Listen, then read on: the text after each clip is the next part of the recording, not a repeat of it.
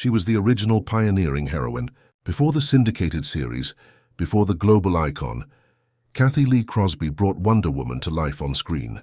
A tennis champion turned actress, she embodied strength and athleticism. She should have been a superhero legend. But the truth was far darker than anyone imagined. Why was her version sidelined and her subsequent career muted? What betrayal lay behind the scenes? What happened next shocked everyone and fundamentally altered television history. Born in 1944 in Los Angeles, Cathy Lee Crosby was a natural athlete from the start. Tennis was her first love. She was a world-ranked junior player and later competed at Wimbledon.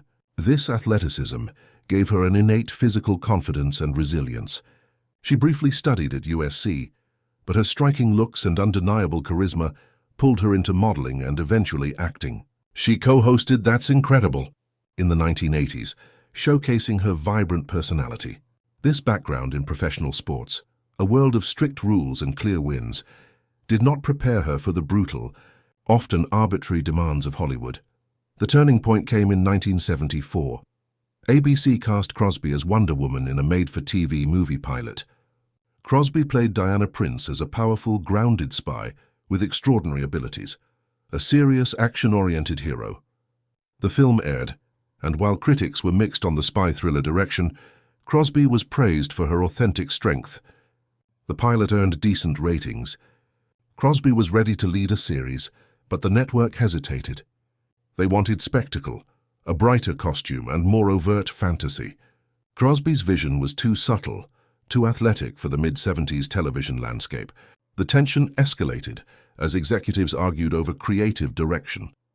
Little did Crosby know, a decision made in a network boardroom was about to erase her contribution to a legendary character, handing the role to another actress who fit a more conventional mold. The easy, peak dramatic moment was ABC's abrupt decision to scrap the planned Cathy Lee Crosby series and recast the character entirely in 1975.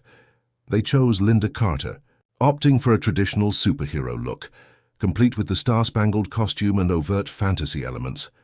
Crosby's version was deemed too masculine and not visually appealing enough for the superhero genre they ultimately wanted.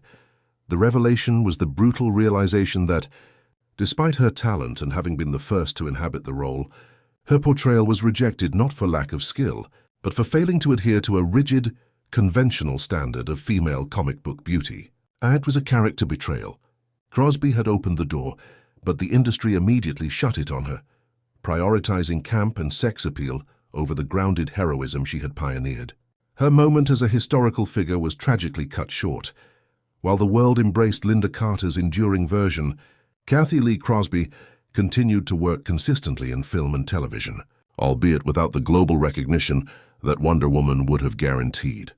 She never publicly expressed bitterness, instead focusing on her work in hosting, producing, and maintaining her lifelong commitment to health and fitness. Her second career phase, particularly co-hosting That's Incredible, she allowed her to channel her genuine enthusiasm. Her story is a poignant footnote in superhero history, the pioneering woman who established the path, only to have the door slammed in her face. The true wonder was her resilience to thrive, even when denied her iconic destiny.